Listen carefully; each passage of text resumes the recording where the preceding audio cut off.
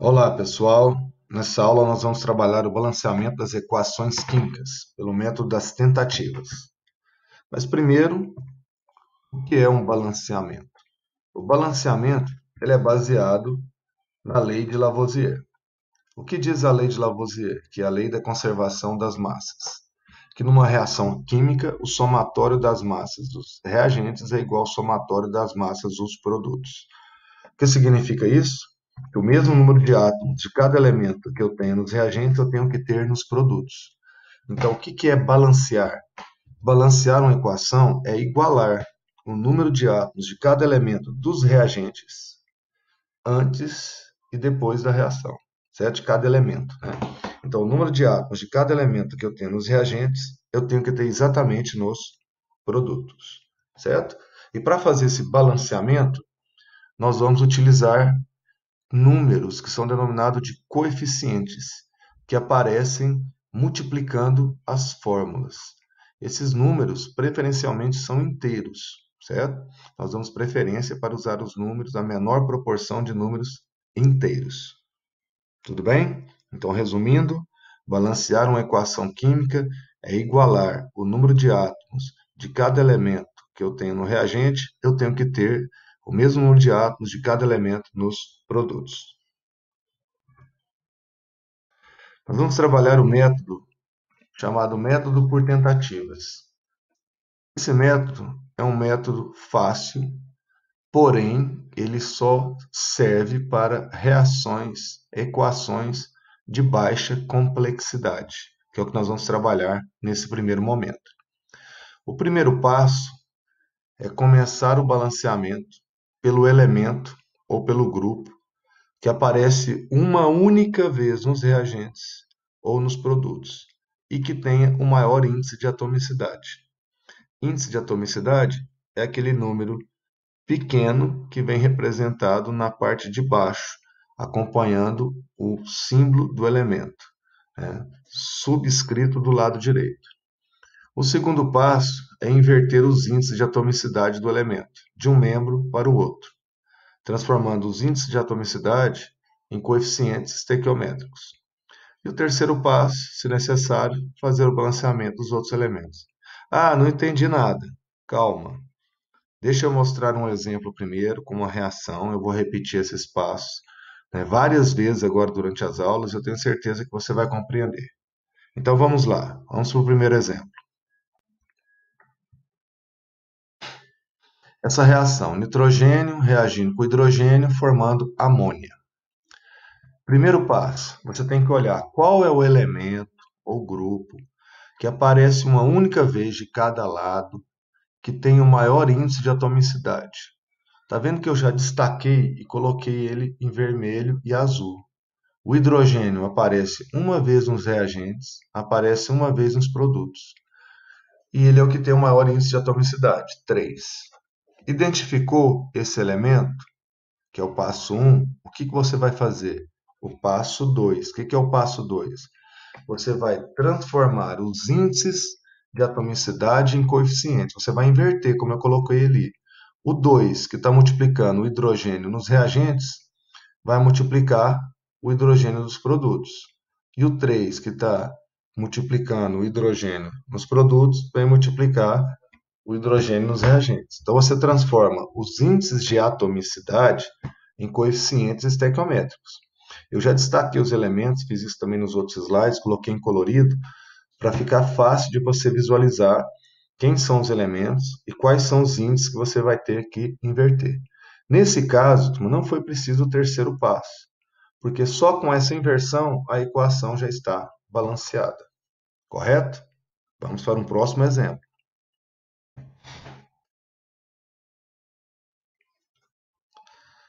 Segundo exemplo, óxido de sódio reagindo com óxido de fósforo, formando fosfato de sódio.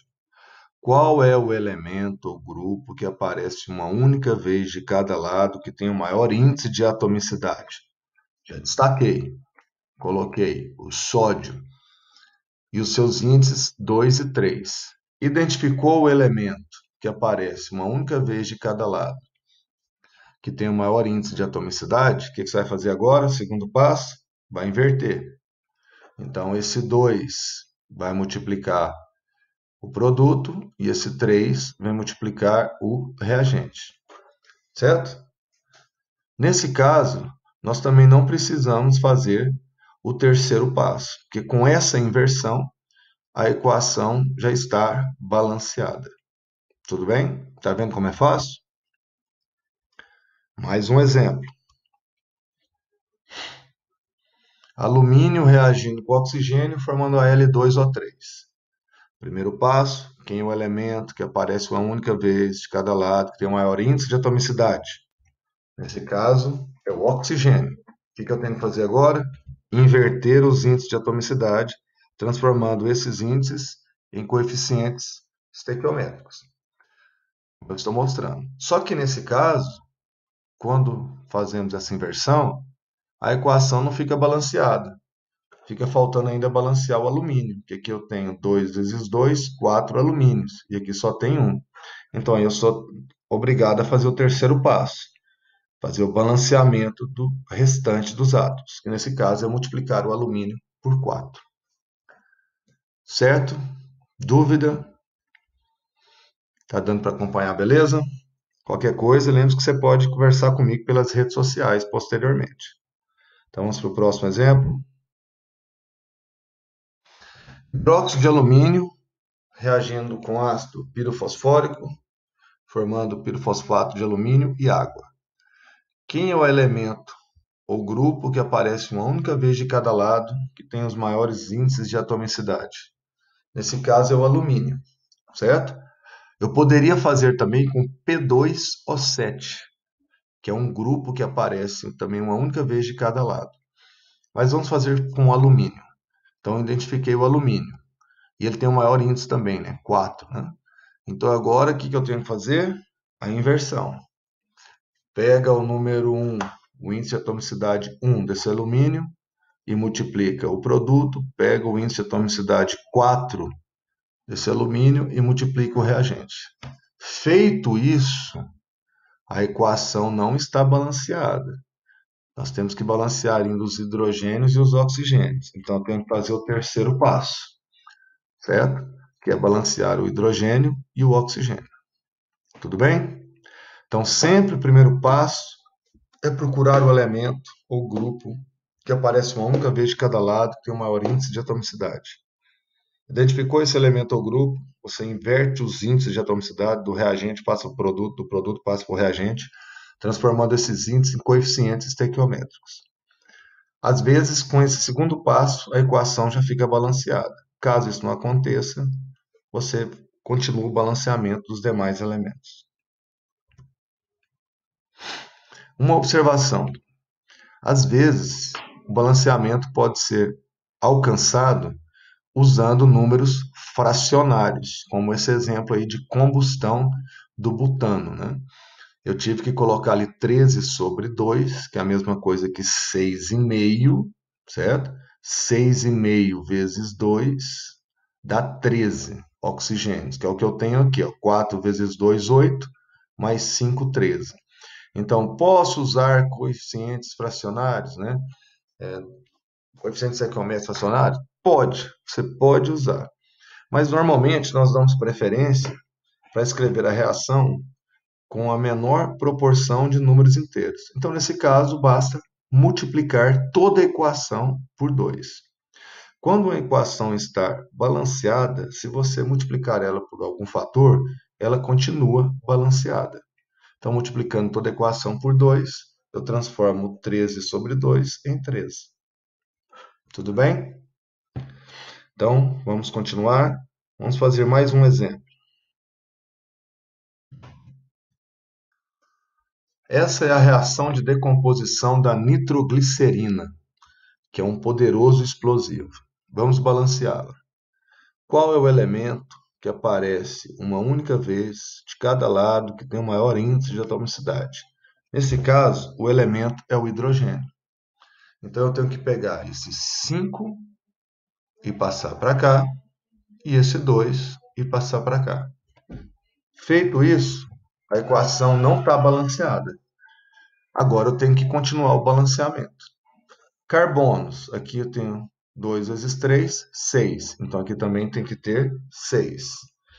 Nitrogênios, eu tenho aqui, ó, 3 vezes 2, 6. Então, aqui também tem que ter 6. Certo? Então, 6 para o carbono. E aqui eu vou ter que multiplicar por 3. Agora, oxigênios. 3 vezes 3, 9.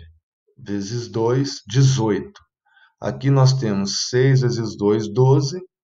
Mais 5, 17. Falta 1. Falta 1, então eu tenho que multiplicar esse oxigênio por meio. Ah, mas eu não quero usar o coeficiente fracionário. Então, pega toda a equação que já está balanceada e multiplica, nesse caso, por 2. Tudo bem? E vamos para a última parte, o chamado método algébrico.